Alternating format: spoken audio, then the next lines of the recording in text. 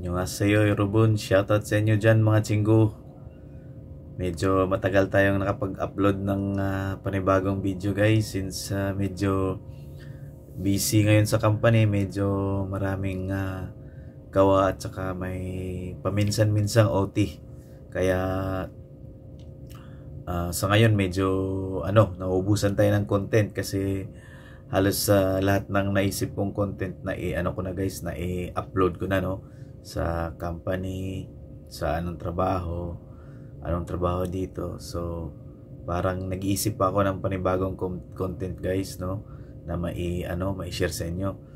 So ngayon guys, share ko sa inyo yung experience ko nung dito na yung madalas na pag-atake ng acid reflux. Kasi before ako nakapunta dito sa Korea guys, sa pa lang Maynila, inatake na ako nito guys. Dahil sa din yun, medyo stress tayo dahil sa pandemic time kasi yun guys. So napakatagal ng deployment. So natingga kami sa Manila na halos maubos na yung allowance natin, so umutang tayo para madagdagan kasi ayun na nga, paubos na nga. Tapos ang tagal ng deployment. And then sa din, sobrang nagkakape talaga ako dun sa Manila. Usually hindi na ako kumakain ng kanin, snack na lang, kape, tapos tinapay para makatipid. At saka yung nung tinutuluyan naming transient house, wala din kasing unan, kaya yung inuunan ko lang, yung mga damit ko lang din na sinusuot ko. So medyo mababa. Pag kasi natutulog tayo, hindi pwedeng yung unan natin masyadong mababa, lalo na pag yung kakakain lang natin tas bigla tayong hihiga agad. So usually pag may mga ganitong condition, acid reflux, dapat medyo mataas yung unan mo para parang naka ka guys, parang naka 45 degrees yung pag higa mo. Medyo mataas ng 3 unan yung mo tinutulugan. So yun. So ngayon guys, i-share ko sa inyo yung mga gamot na nainom ko na dito. So mga herbal supplement, kasi sa doktor 3 beses na akong nagpunta ng doktor guys dito sa Korea. And then yun lang din, bibigyan ka ng gamot para sa acid sa tiyan mo, dahil pag check naman nila, wala naman silang nakitang na diferensya. So usually lang talaga, acid reflux. At saka pag kasi yung acid reflux guys na na siya malala, yung acid reflux pa lang siya, parang pangangasim pa lang ng sikmura. Pag lumala siya guys, magkakaroon ka ng GERD. Yung GERD guys, yung parang may na dito, may yung bumabalik yung kinakain mo, tos dito parang may nakabara. Tas siya dito, uncomfortable pag kumakain ka, dahil medyo parang may dito, parang barado siya, parang may tonsillitis ka, pero hindi naman siya tonsillitis. Usually yung acid, pag bumalik yung kinain mo, tapos yung acid napunta dito, parang masusunog yung dito mo, kaya siya, namamaga yung mo dito guys, yung dito sa may lalamunan. And then pag may GERD ka na guys, sari-sari na yung nararamdaman mo. Yung masakit na yung sa mo, chest pain yung sa dibdib mo, akala mo inaatake ka ng heart attack, pero lang yun guys, acid. Tapos yun sa likod na parang may tumutusok. And then yung sa sikmura, kasi yung acid, pag nag-acid siya guys, kasi na parang hindi siya na-digest ng dito pa lang sa mo, sa ba yung balon-balunan.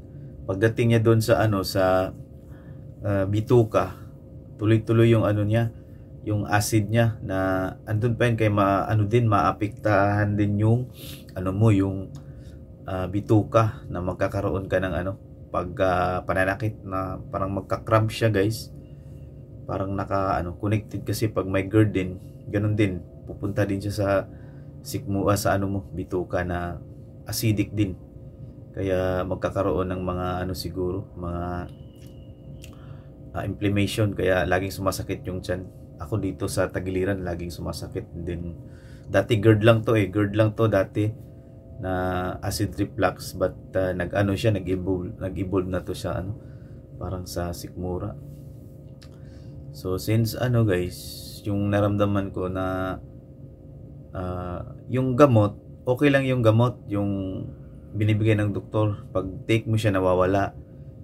Pero napansin ko na bumabalik pa rin, kaya na-realize ko na hindi gamot yung solusyon, kundi yung pagbabago ng lifestyle natin, guys, no.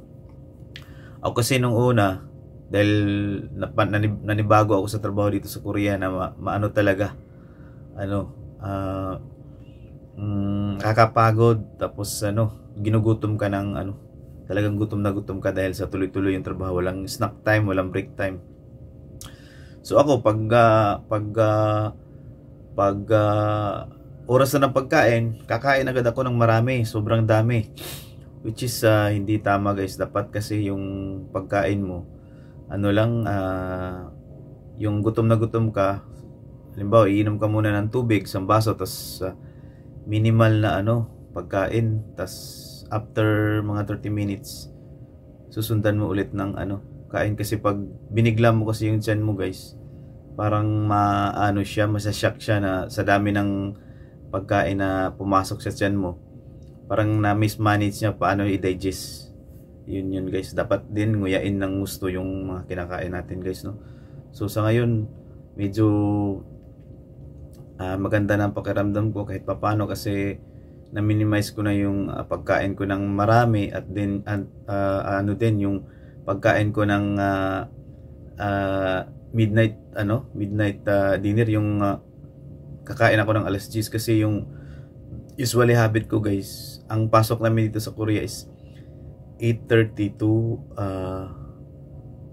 5:30. So ang break time namin 12:30 sa tanghali. So kakain ng tanghali, tapos pag 5:30,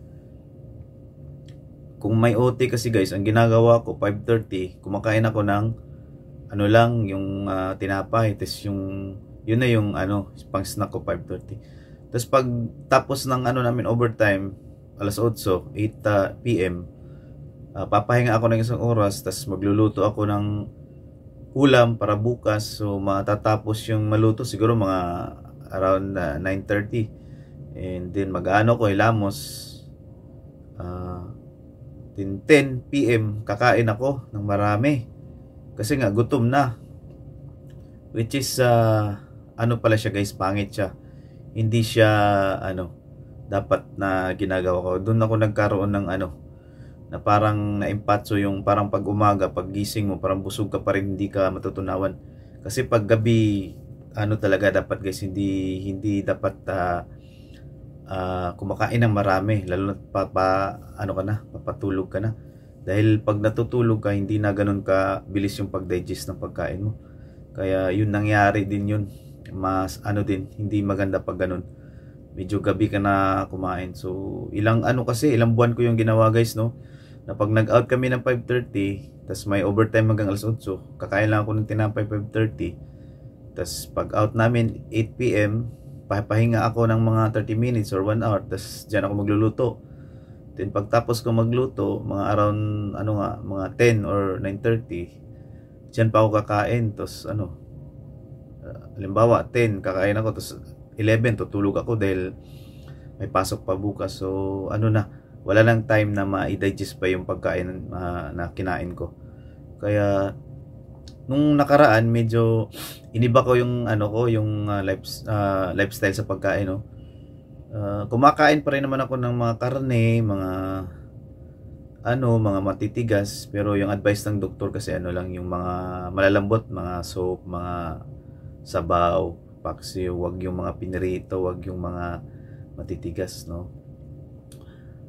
So lalo na pag gabi. So guys, maganda siya, guys, minimize lang, kahit kumakain ka ng mga prito or mga matitigas na mga pagkain, lang, kunting lang, halimbawa kung sa rice, mga 1 cup of rice, tapos yung ulam kunti lang din, wag yung yung damihan mo, yun yung ano, trigger din siya sa ano, acid reflux guys, at saka sa GERD pag sobrang madami yung kinakain mo. Kasi ako ngayon, ano, pag nag-out kami ng 5:30, ano na, diretso na ako hapunan, yung kakain ako ng kanin, and then ulam, and then pag out namin ng 8, siyempre maano na yung kinain mo, no, ng 5:30, matutunaw na yun, so magugutom ka ulit. So ang ginawa ko, doon ako magkakain ng ano, ng tinapay na konti na lang, para hindi na masyadong maano yung tiyan mo, kasi matutulog ka na eh. Tinapay or kanin din na maliit lang, halimbawa mga 4 na kutsara lang, para lang may mailaman sa tiyan mo, na hindi naman siya magkakaroon ng, hindi ka magkaka-ulcer dahil sa walang laman yung tiyan mo. So yun, ano lang, maliit na amount na mga pagkain yung mga ano guys, mga kinakain ko ngayon. So halimbawa pag walang trabaho, umaga ano lang, half cup of rice, and then ulam, na konti lang ulam din. Tapos pag nagutom ka after 2 hours, dahil konti lang nakain mo, kakain ka ulit.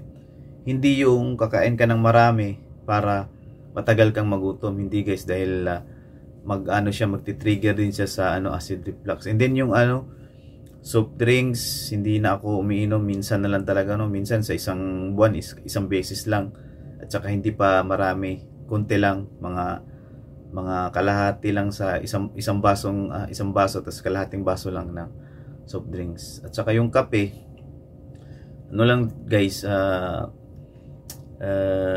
parang pinapakiramdaman ko ang sarili ko, kung kasi malalaman mo din kung masyado kang acidic eh, kasi aakyat siya dito. So parang ano ba yun, igham na parang iba yung ano mo, malalaman mo talaga na may acid. So pag medyo meron akong ganun, hindi talaga ako nagkakape. So pero sometimes mga once a week nagkakape ako pag medyo maganda pakiramdam ko. Ganun lang guys, no. Hindi naman sa lahat ng panahon iwasan natin yung mga bawal. But pwede siya guys, pero hindi siya dapat palagi. Minsan-minsan lang, tas kunti-kunti lang. Dahil pag binawasan mo, pag hindi mo iniwasan mo naman lahat ng mga ano, makaka-trigger, bababa naman ang yung ano, resistensya sa katawan at timbang mo, dahil kulang ka na sa ano, sa vitamins, resistensya, dahil nga yung pagkain mo is ano na lang, piling-pili na. So hindi naman dapat ganoon. Dapat ano pa rin, yung kakain ka pa rin ng masarap, pero ano siya, moderate, no, limited lang siya. Ano lang guys, yung dapat moderate lang, na at least masatisfied mo yung sarili mo na nakakain ka ng masarap, ng ganun na gusto mong kainin. Hindi naman pwedeng pagbawalan mo na yung sarili mo sa buong buhay mo. But pwede mong kainin pag medyo hindi naramdaman mo na hindi masyadong mataas yung acid sa katawan mo. Malalaman mo kasi yan kasi may mga pananakit sa chest pain, saka sa likod, sa sikmura, and then pag nag-burp ka, parang may nag-igham, parang ganun, may maasim na lalabas sa yung ano. So pwede moderate lang guys ang ano mo, yung kain, para masatisfied mo naman yung sarili mo na nakakain ka ng masarap. Maganda rin yun sa pakiramdam, para yung stress mo mababawasan. Kasi pag may ganito kang sakit, GERD, usually connected siya sa mga stress. Halimbawa, stress sa trabaho, stress ka sa ano mo, sa pamilya, or sa iba pang ano, pwedeng kapag-stress sa'yo. So ngayon guys, ipapakita ko sa iyo yung mga gamot na nainom ko na dito sa Korea, no? Yung galing sa doktor, tapos mga herbal na nakita ko sa online. Sinubukan ko rin kasi para kahit papaano hindi tayo nakasalalay sa ano, gamot ng doktor, kasi pag masyado tayo sa gamot, antibiotic kasi yan, so baka masira din naman yung ibang organs natin na palaging inom ng ganong gamot, no, like kidney or atay, no, pwedeng mapektuhan pag lagi tayong nakaano ng mga gamot na matatapang. So usually maganda din yung mga herbal, at saka yung pag ano mo, pag change sa lifestyle mo sa pagkain, para makakatulong na mapadali yung pagka-recover mo sa ano, sa sakit. So sa ngayon ipapakita ko sa inyo guys yung ano, yung mga gamot na nainom ko na dito sa Korea, yung galing sa doktor, tapos yung mga snack na kinakain ko para iwas sa trigger. So ayan, papakita ko sa inyo guys. So ayan, nandito tayo sa loob ng kisoksa ko guys, or sa kwarto ko guys. So ayan, napakakalat.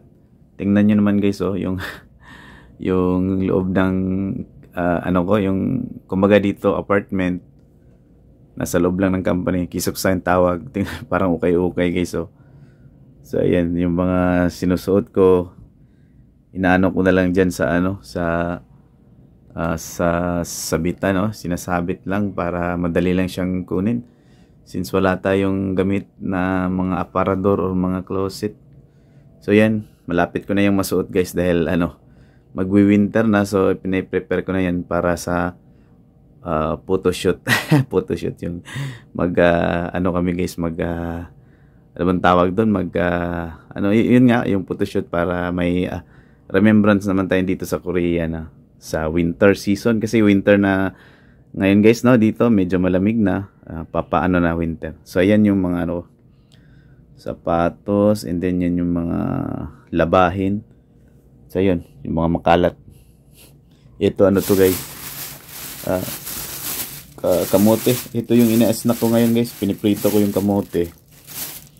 Kasi trigger din pag tinapay or crackers, biscuits. So mas maganda pala kamote guys. Na try ko yung kamote, maganda siya. So ayan yung talong, tas itlog.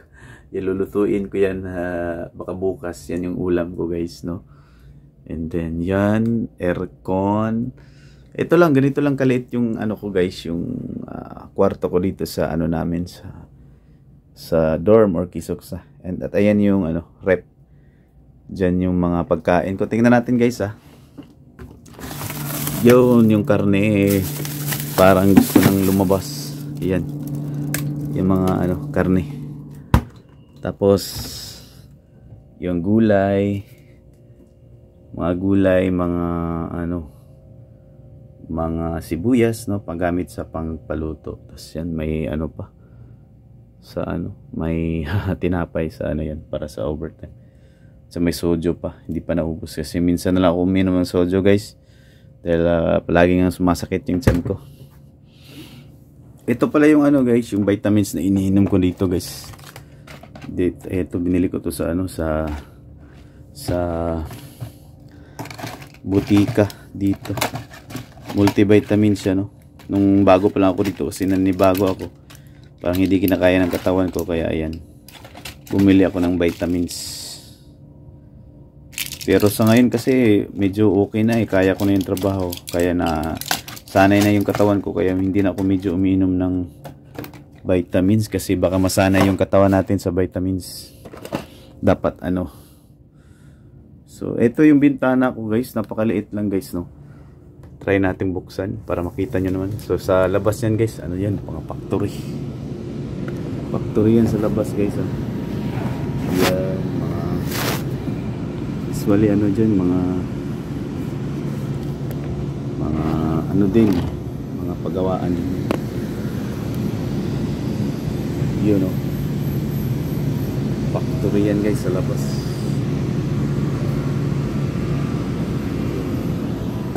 Factory.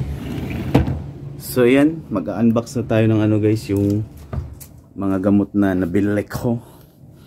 Ito pala guys, yung in-order ko sa online.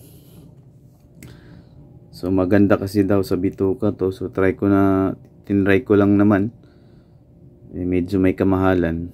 Parang product ng Vietnam. So naman siya, kasi parang hindi talaga siya gamot, parang lang siya. Ba yun, yung supplement lang siya. Hindi talaga siya yung antibiotic. Kaya okay ako sa mga ganito, kasi hindi masisira yung katawan natin. Parang herbal. Tsaka ito yung laman. Yung laman niya guys, parang tubig lang siya na iniinom. Kasi daw to, yung laman nito is mga probiotics na makakagaling din sa ano, sa sikmura natin, no, sa sa mga intestine. And then ito, Yakult, maganda sa tiyan din guys, no. So umiinom tayo ng Yakult everyday, no, mga 2 times yung ininom ko. Umiinom ko ng Yakult umaga at saka gabi. Huwag naman sobra yung 3 times na, kasi matamis to guys. Baka magka-diabetes naman tayo pag nasobrahan natin yung Yakult. And then ito, yogurt. Yogurt to guys, no. Ano to? Masarap, maganda din sa ano, kasi sa bituka ang yogurt. So na-research ko. So minsan na yogurt yung kumakain ako ng yogurt. But unfortunately, hindi na yogurt yung laman nito guys, no. So buksan natin. Ayan. Yan yung kamuting pinirito guys. Yan na yung snack ko guys, no. Kasi hindi kasi masyadong acidic ang kamote. Maganda ang kamote pag may ulcer. Yun sabi ng kasamahan ko. Pag kasi crackers or tinapay, mas mas acidic siya. So medyo matitrigger din yung ating GERD. Tsaka snack natin nuts. Maganda rin sa digestion, kasi yung nuts, yung mga buto-buto para sa digestive system. So ayan yung mga herbal. At saka ito yung panibago guys, yung bagong nabili ko na sa online siya guys, no. Iwan ko saan galing to, parang Vietnam din yung napag-orderan ko nito pero parang may pagka Japanese technology kasi tingnan mo yung sulat, hindi Korean yan guys, Japanese yun.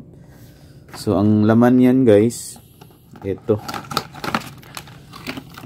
hindi siya gamot, parang food supplement din, no, na may ginger siya. Hindi ko alam kung paano yung mga ingredients, pero since siya, herbal naman siya, then tinitake ko siya after kumain, kaya hindi masira yung before pala ito before kumain, para hindi siya para makontrol yung acid na mai-produce ng katawan pag kumakain. Ito iba din yung niya, laman, pero din same lang siya, no. Ayan, sa sikmura talaga siya guys, no. Isang lang to, isang box, yan lahat ng laman. So ang bili ko nito guys, around 145,000 won. So mga nasa siya, 2K, 2K, hindi naman siya 2K, parang 6K, mahal, medyo mahal din. Pero pag guys, sa katawan, hindi tayo magbabudget sa katawan natin para sa kalusugan, kasi yun yung importante. Mahirap pag nag-budget tayo sa masyado sa kalusugan. So siguro sa na lang, sa mga material na bagay, yun, doon tayo magbabudget. Ito pala yung 2K, yung nabili ko na 2K. Lang to, parang 60,000, 2,000 mahigit. Ito 6K ito guys, pero napakarami naman ito guys. Ang tagal nito maubos, almost talaga. Maubos yata to siguro mga 3 months maubos yan. Kasi supplement nga. Tsaka ito yung galing sa doktor guys, no. Ito yung galing sa doktor na binigay sa akin para din sa stomach din, para sa GERD, no, para sa acid din, para yung acid ma-control. Since ubos na siya guys, last ko tong ininom nireseta na doktor mga June pa. So 1 week lang guys, nawala na yung pananakit, pero bumalik kasi siya din guys, mga after 1 month siguro bumalik din yung pagsakit ng tiyan ko. So yan, kaya ngayon hindi na ako nagpunta muna ng doktor, since ganun paulit-ulit lang bibigyan ka lang ng gamot. Binago ko lang yung lifestyle ko, tapos guys, yung ang tawag doon, yung style ng pagkain ko medyo pakunti-kunti. So para hindi tayo nakadependent sa gamot. So ito guys yung galing sa butika. Yak is yan guys, yung yak yan, ano ba tawag doon, yung gamot yan, yak, yung may cross sign. And then yung Achim number 1 is yan, pang umaga. Chumsim pang tanghali, and then Sunyok is number 3 is pang gabi yan guys. So ang dami kong naubos ito guys, almost ano yata, marami mga meron pa akong hindi nainom, almost 3 weeks na ano, pagbalik-balik ko sa doktor. Balimbawa, nung unang pumunta ako ng doktor, niresitahan ako ng for 1 week, so yun, ubos na naman.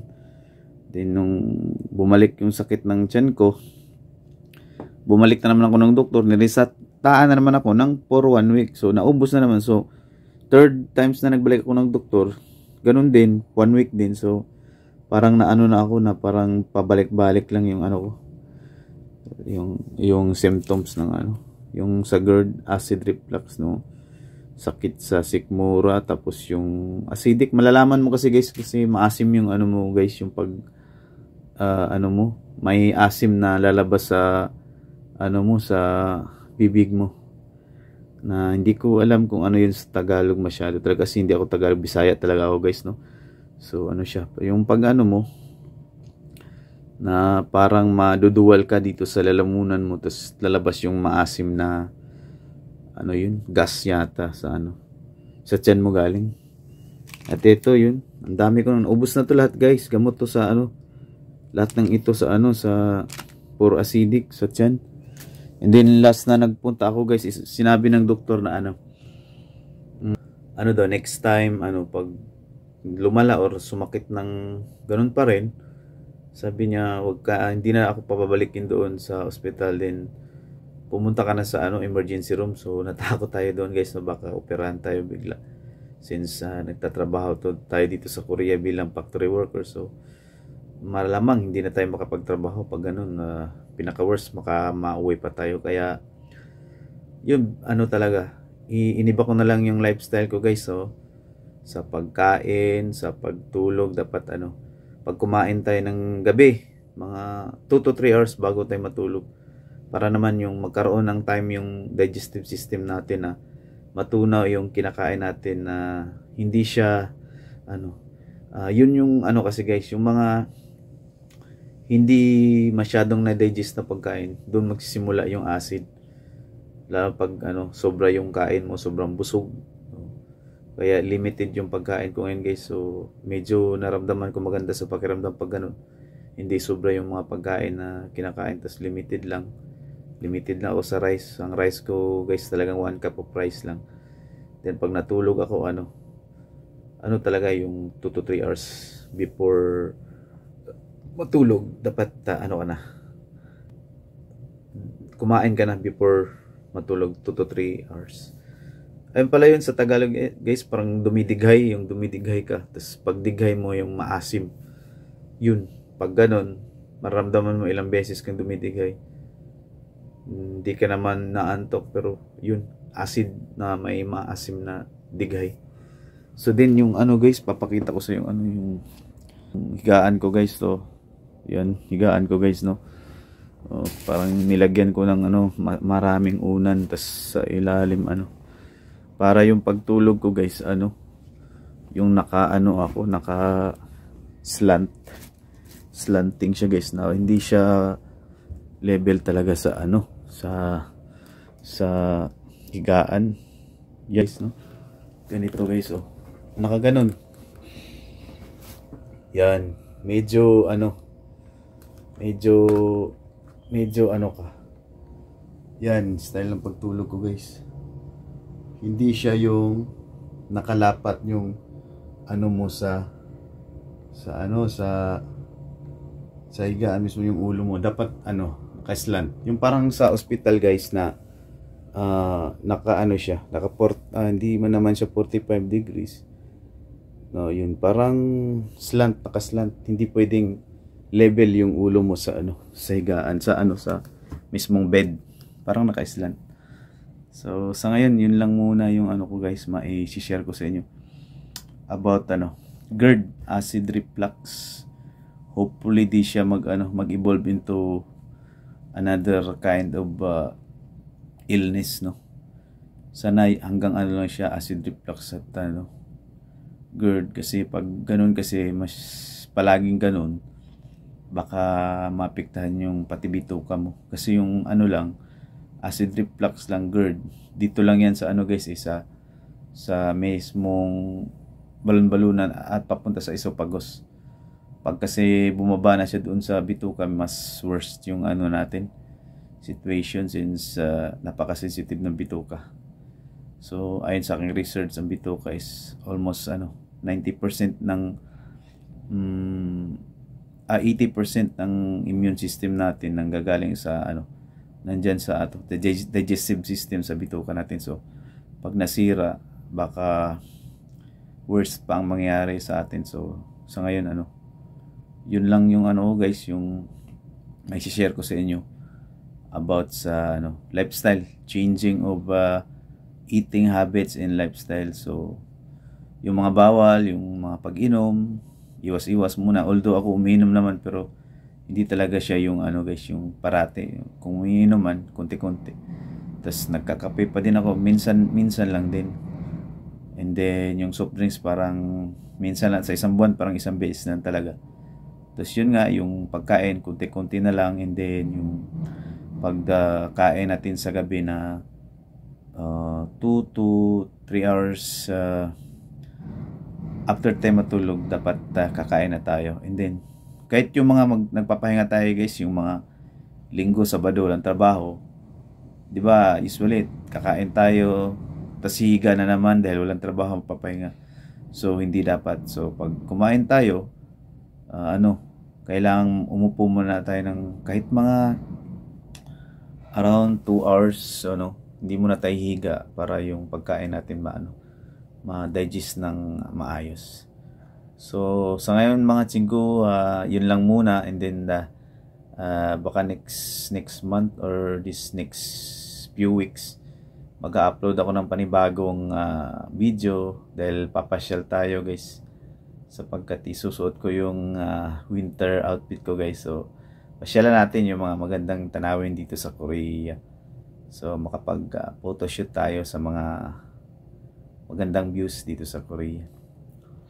Ayan, salamat sa panonood mga chinggo. And then sana may natutunan kayo, may mga napulot kayong aral about GERD, acid reflux. Yun yung mga usually naramdaman ng mga OFW dito sa ibang bansa, sapagkat yun nga, connected siya sa stress din, stress sa emotional mo.